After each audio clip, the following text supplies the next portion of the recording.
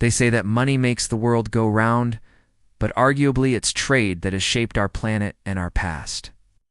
Throughout history, goods have traveled incredible distances, traversing oceans and mountains in exchange for precious commodities or maybe just for a nice profit.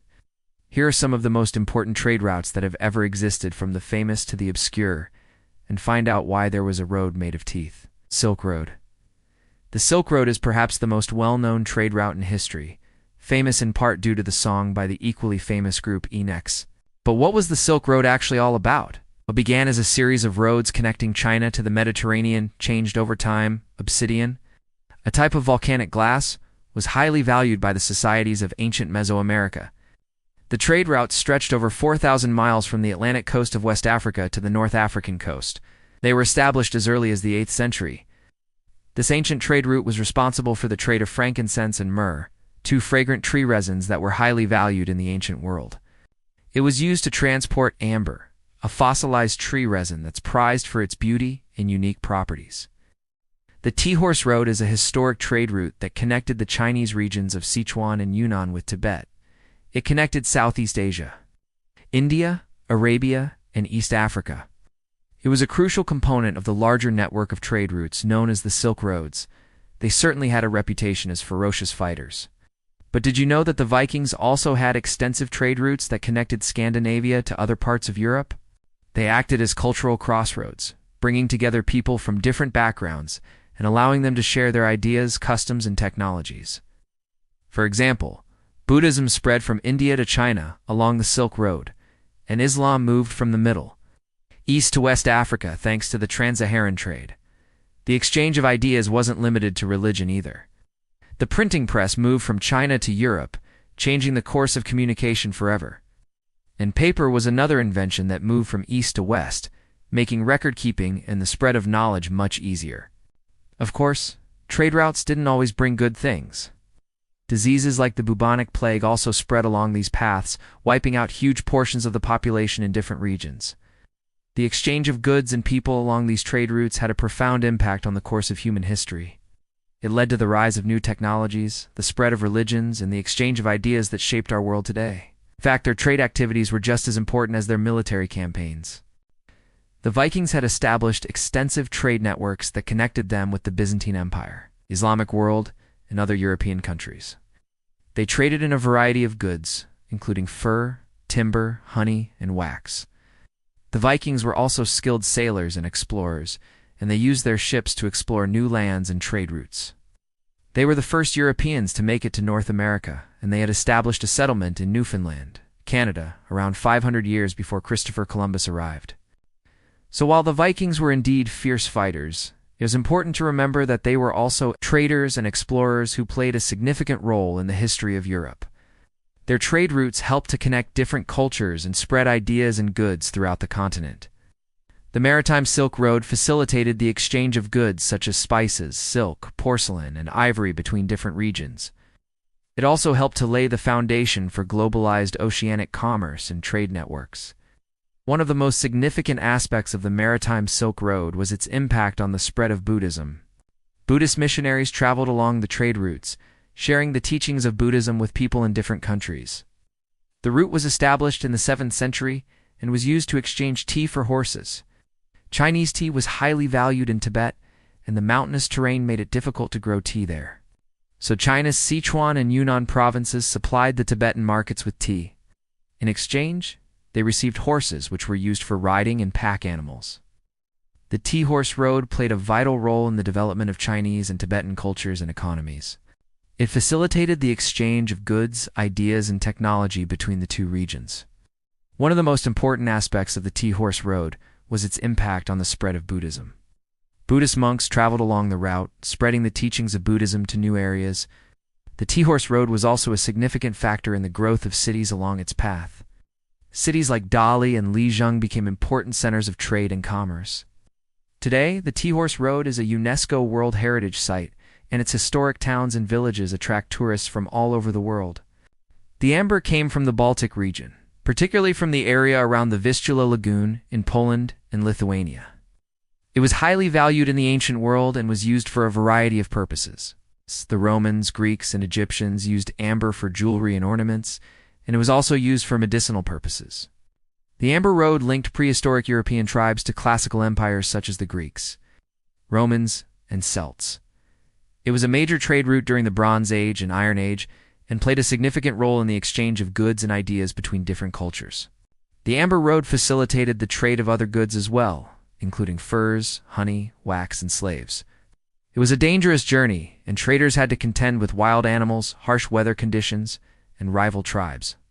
But the potential profits were great, and the risks were worth it for many. The Amber Road is a fascinating example of the long-distance trade that took place in prehistory, and it highlights the importance of amber as a valuable commodity.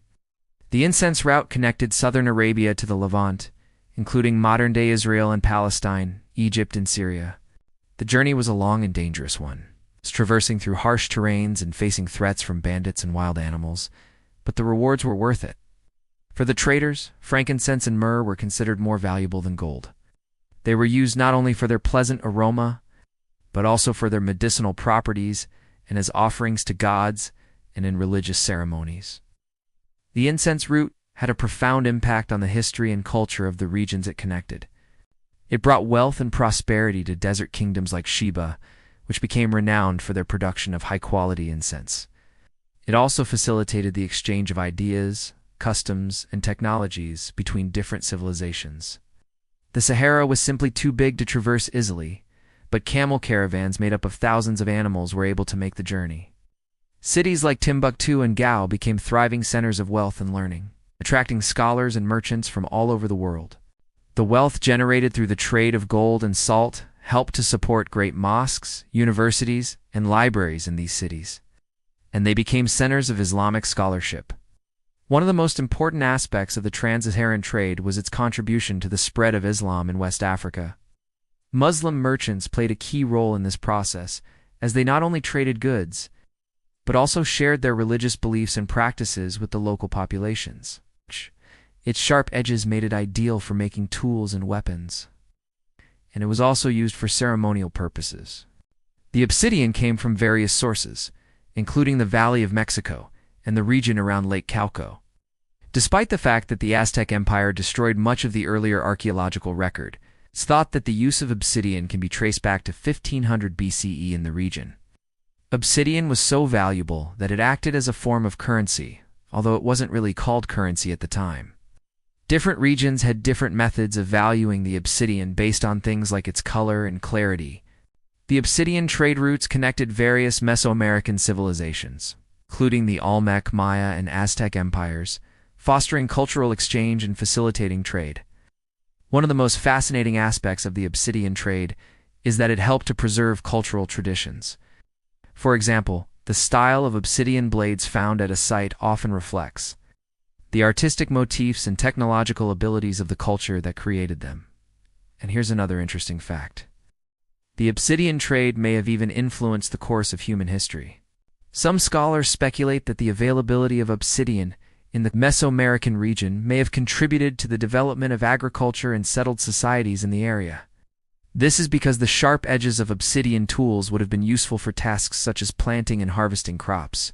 They might have also been used to build irrigation systems and other agricultural infrastructure, and became known as the Silk Road, which spanned over 4,000 miles.